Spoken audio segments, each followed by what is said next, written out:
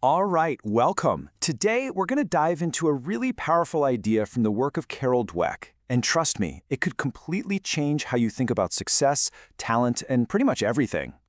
It's a question we've all asked ourselves, right? What is it that makes some people seem so naturally gifted? Is it just something they're born with, something locked into their DNA? Or is there something else going on? Well, Dweck's research uncovered that people basically fall into two camps, two core beliefs about this very question. She calls them mindsets. And this one single belief doesn't just color your opinion, it can literally define your entire reality. Okay, so on one side, you've got what's called the fixed mindset. This is the belief that your qualities are carved in stone. You get a certain amount of intelligence, a certain amount of talent, and that's your hand. Then, on the other side, there's the growth mindset. And this is the belief that your abilities can be grown, they can be cultivated through effort and experience. And this, right here, is where everything changes. Because these two beliefs create totally different goals for us. If you've got a fixed mindset, your goal is to constantly prove yourself. But if you have a growth mindset, your goal is to improve yourself. It creates this passion for learning. So, how does this actually play out in the real world?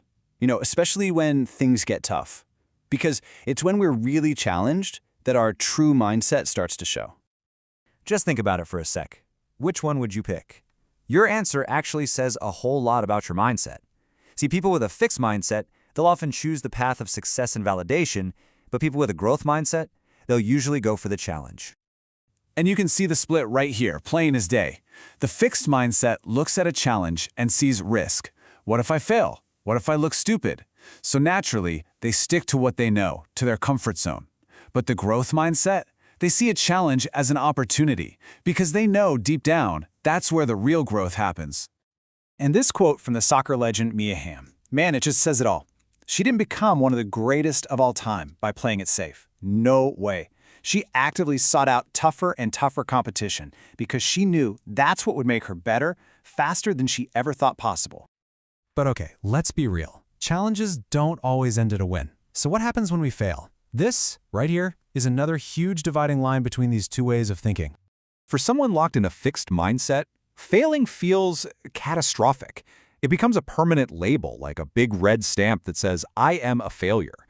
But for the growth mindset, failure isn't a verdict. It's just data. It's valuable feedback. It's not a label, it's a launch pad for next time. And you see these reactions all over the place. Think about the tennis legend John McEnroe. He was famous for blaming anything and everything for a loss. It was never his fault. Now contrast that with someone like former GE CEO Jack Welch, who, after a huge corporate disaster, immediately got on the phone and took personal responsibility. That's what ownership looks like. Wow, this is the growth mindset in its absolute purest form. Jackie Joyner-Kersee took the unbelievable pain of a career-threatening injury and literally turned it into fuel. She transformed a moment of total failure into a medal-winning performance. Incredible.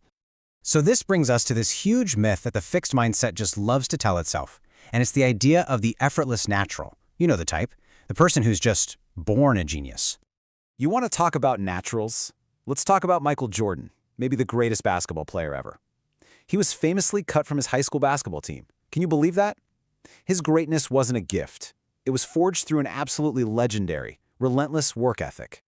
And what about the genius inventor Thomas Edison?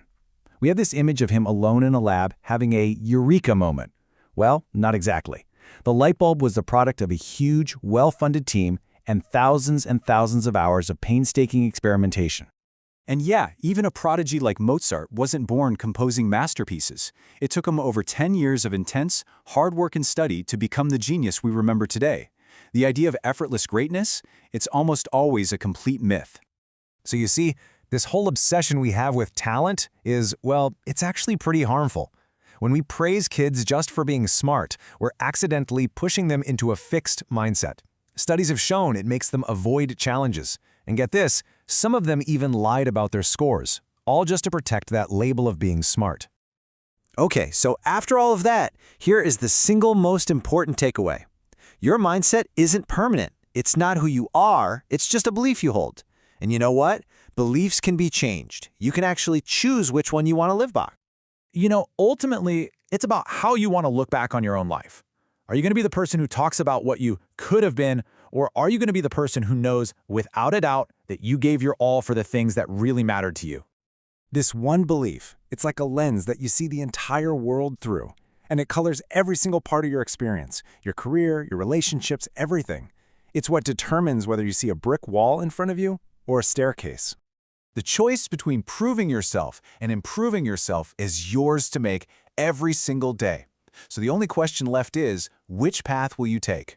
Thanks for watching.